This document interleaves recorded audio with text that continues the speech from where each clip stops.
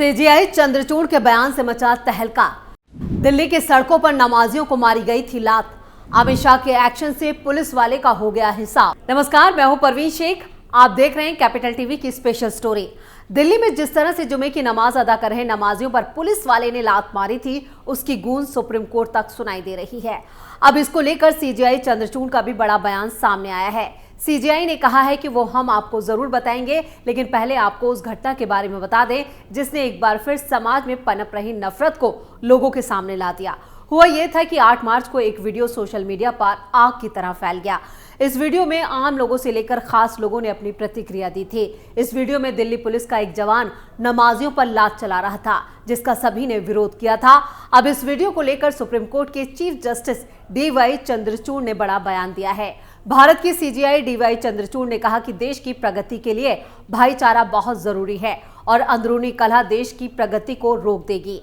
केंद्र सरकार के हमारा संविधान हमारा सम्मान अभियान के तहत राजस्थान के बीकानेर में आयोजित एक कार्यक्रम में बोलते हुए सीजेआई ने कहा कि लोगों को अपने निजी जीवन में भाईचारा अपनाना चाहिए। उन्होंने कहा कि अगर लोग आपस में लड़ेंगे तो देश कैसे प्रगति करेगा। जब हम हमारा संविधान हमारा सम्मान कहते हैं तो हमें देश में बंधुत्व और भाईचारे को भी बढ़ावा देना चाहिए।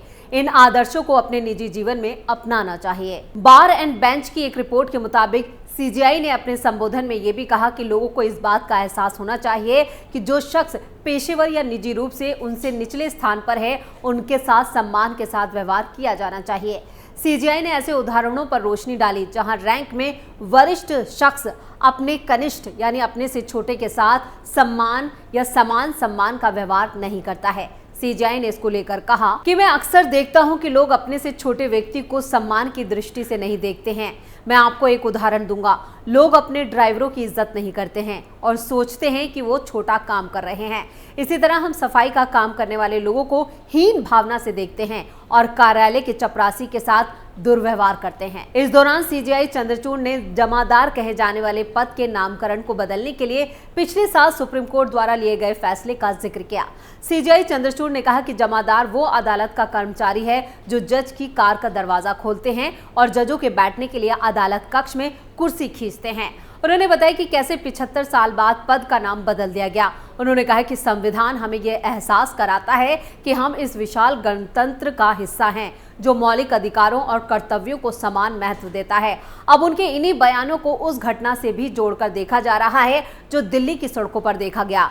मुस्लिम और दलित समाज के साथ अक्सर ऐसी घटनाएं सामने आ जाती हैं जो हमें अंदर तक झकझोर के रख देती हैं, लेकिन हम सिर्फ देखते हैं और खामोश हो जाते हैं। लेकिन सीजेआई ने अपने इस बयान से साफ कर दिया है कि समाज में अमन के लिए हमें भाईचारे के साथ रहना होगा, तभी हमारा देश तरक्की की राह पर तेजी से दौड़ेगा। वहीं 8 मार्च को दिल्ली में जो हुआ उसको लेकर बीजेपी और कांग्रेस भी आमने सामने आ गई थी। नमाजियों को लात मारने के मामले में राजनीति हुई तेज। पुलिसकर्मी पर एफआईआर की मांग। ओवैसी ने मोदी से पूछा बड़ा सवाल। दिल्ली के इंद्रलोक में जुमे की नमाज पढ़ रहे युवकों को लात मारने के मामले में पुलिसकर्मी को सस्पेंड जरूर कर दिया गया। सोशल मीडिया पर पुलिसकर्मी के नमाजियों को लात मारने का वीडियो तेजी से वायरल हुआ और इस मामले में राजनीति भी खूब हुई। कांग्रेस और बीजेपी के नेता आमने सामने आ गए। दरअसल इंद्रलोक में कुछ लोग बीच सड़क पर बैठकर जुमे की नमाज पढ़ रहे थे और इसी दौरान एक पुलिसकर्मी आया और उसने नमाज अदा कर रहे युवकों को लात मारते हुए उन्हें सड़क से हटाने की कोशिश की।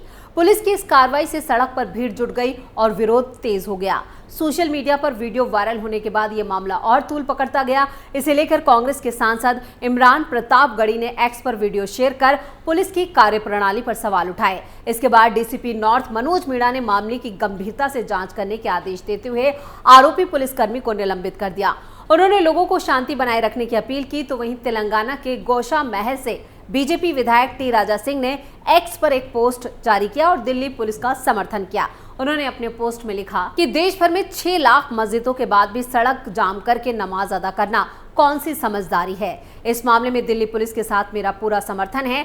पुलिस ने कुछ गलत नहीं किया है। वहीं कांग्रेस नेता सुप्रिया श्रीनेत ने भी एक्स पर वीडियो शेयर कर दिल्ली पुलिस पर निशाना साधा। उन्होंने कहा कि अमित शाह की दिल्ली पुलिस का मोटो है शांति सेवा न्याय, पूरी शिद्दत से काम पर हैं। कांग्रेस सांसद इमरान प्रतापगढ़ी ने सस्पेंड पुलिसकर्मी के खिलाफ मुकदमा दर्ज करने की मांग की। उन्होंने कहा, इंद्रलोक दिल्ली में नमाज पढ़ते हुए युवकों को लात मारने वाले पुलिसकर्मी को सस्पेंड कर दिया गया है, लेकिन सवाल अब भी वही है कि ऐसा पुलिसकर्मी जिनका सांप्रदायिक चेहरा कैमरे में कैद है, उस पर सुसंगत धाराओं में एफआईआर कब दर्ज होगी? दिल्ली पुलिस तो राजधानी की पुलिस है, आपको तो बड़ी लकीर खींचनी चाहिए। अब विपक्ष इस घटना को लेकर कितना भी शोर मचाए, लेकिन जैसे ही ये घटना सामने आई थी, वैसे ही इस मामले को लेकर केंद्रीय गृह मंत्री अमित शाह काफी गंभीर हो गए थे। उन्होंने फौरन इस मामले में पुलिस को एक्शन लेने को कहा था, जिसके बाद दिल्ली पुलिस के इस जवान को फौरन सस्पेंड कर दिया गया था। वहीं इस घटना को लेकर AIMIM के प्रमुख असदुद्दीन ओवैसी का भी बड़ा बयान सामने आया था। उन्होंने सीधे पीएम मोदी से बड़ा सवाल किया था। उन्होंने पूछा था आजम से, बीजेपी के लोगों से, कि बताओ वो जो मुसलमान जिसको आप हालत सजदा में नमाज में था, जिसको लात मारा गया है, जिसकी बेइज्जती की गई है, उसका ताल्लुक किस परिवार से है? किस परिवार से है वो? किसके खानदान से? बताओ।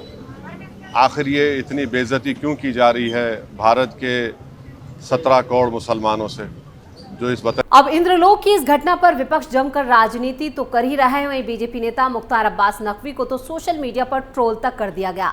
एक्स यूजर ने नमाजियों को लात मारते पुलिस वाले का ये वीडियो पूर्व केंद्रीय मंत्री मुख्तार अब्बास नकवी को टैग कर दिया, तो रात में उन्होंने इस पर रिएक्शन भी दिया। उन्होंने लिखा, मेरा मुल्क जन्नत था, जन्नत है, जन्नत रहेगा। कुछ जाहिल जालिमों के जुल्म से जख्मी नहीं हो सकती। एक भारत श्रेष्ठ भारत। दिल्ली की इस घटना के सामने आते ही अमरोहा के सांसद दानिश अली ने भी एक बड़ा बयान दिया। उन्होंने एक्स पर लिखा, देश में फैले सांप्रदायिक माहौल का नतीजा है जो नमाज पढ़ते इंसान को लात और थप्पड़ मारने की हिम्मत हो रही है। कभी सोचा भी नहीं था कि एक दिन भारत में सड़क पर इबादत करने पर एक संप्रदाय के लोगों पर पुष्प वर्षा होगी और दूसरे संप्रदाय के लोगों को ठोकर मारी जाएगी। वैसे इस घटना को चुनावों से पहले माहौल खराब करने की साजिश से जोड़कर भी देखा जा रहा है। इसको लेकर सोशल मीडिया पर लोगों की राय अलग अलग देखी गई, लेकिन वहीं इस घटना का वीडियो सामने आने के बाद पुलिस एक्शन ने भी इस मामले को आगे बढ़ने से पहले ही शांत कर दिया। यानी शाह की मुस्तैदी से यह मामला ज्यादा तूल नहीं पकड़ सका और अमित शाह ने ही पुलिस को हिदायत दी कि यह मामला आगे नहीं बढ़ना चाहिए, जिसके बाद पुलिस वाले को सस्पेंड कर दिया गया, उस पर बड़ा एक्शन लिया गया।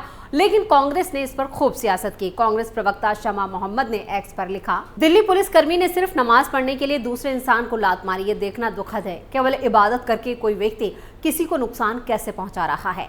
अमित शाह के अंडर आने वाली दिल्ली पुलिस इतनी असंवेदनशील और अमानवीय हो गई है, क्या ये अमृतकाल है? इधर नेशनल कॉन्फ्रेंस के मुख्य प्रवक्ता तनवीर सादिक ने भी लिखा, सजदा कर रहे फिर भी क्रूरता का सामना कर रहे हैं। जुमे की नमाज के दौरान दिल्ली के इंद्रलोक में पुलिस द्वारा नमाजियों की पिटाई का ये फुटेज बेहद परेशान करने वाला और अस्वीकार्य है। दिल्ली पुलिस को इस कदाचार के खिलाफ कार्रवाई करनी चाहिए और न्याय सुनिश्चित करना चाहिए। यानी यहाँ पर विपक्ष ने जमकर इस पूरे मामले पर राजनीति की, लेकिन यहाँ पर सत्ता पर काबिज बीजेपी ने इस मामले को ज्यादा आगे नहीं बढ़ने दिया। उसने इस मामले को रोक दिया और पुलिस की इस ज्यादती पर कार्रवाई भी की। लेकिन फिलहाल जिस तरह से अमित शाह ने इस पर एक्शन लिया है वो भी काबिले तारीफ है।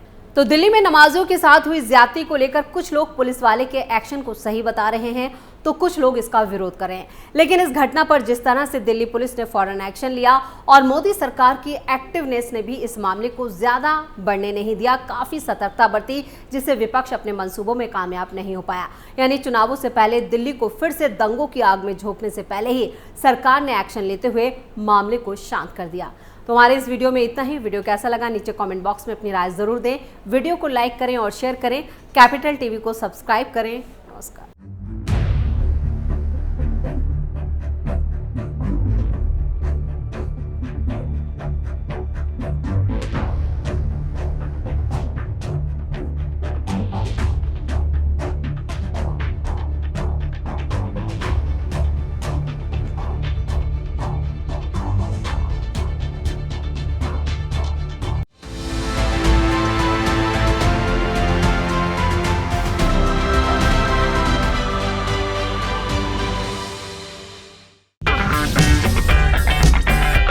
अगर आपको हमारा वीडियो पसंद आया हो तो इसे लाइक करें, हमारे चैनल को सब्सक्राइब करें और हाँ, बेल आइकन दबाना ना भूलें ताकि आप तक हमारे वीडियो की नोटिफिकेशन पहुंचती रहे।